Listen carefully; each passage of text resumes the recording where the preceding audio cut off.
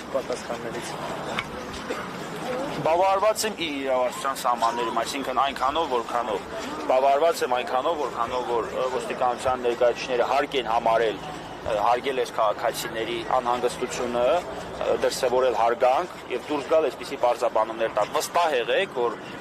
այսպիսի հավաքներ կազմակերպելով եւ մեր անհամաձայնությունը այսպես արտահայտելով նրանք դրսևորելու են ավելի լուրջ վերաբերմունք տեղի ունեցածների վերաբերյալ եւ այլևս չեմ կարող ասել, որ բացառված է նեոխտրականությունը, բայց այդպես կանանչ լույսի տակ չեն քայլելու, էլի, այսինքն որոշակի ազդեցություն մեր այս գործողությունները ունենալու է։ Ինչ վերաբերում է, տեսեք, որ իրենք չեն հերքել, առնվազն մենք այսօր եկեք արձանագրենք, որ իրենք չեն հերքել, որ քաղաքացիներ են կանչվել ներքին գործերի նախարարություն եւ նրանց հորդորվել է ներկայացնել հաղորդում։ Սա արդեն խոսում է շատ բանի մասին, թե դրա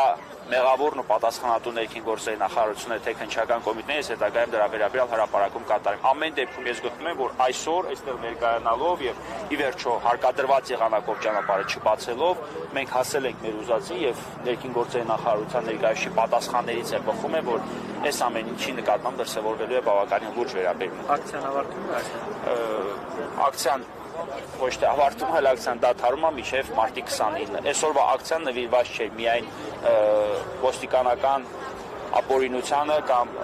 նախաքննական խտրականությանը։ Այսօրվա ակցիան ընդամենը արցախցիների նկատմամբ դրսևորված վերաբերմունքի հանդեպ դժգոհություն արտահայտելու մի մասն էր։ Այն շարունակվելու է մարտի 29-ին։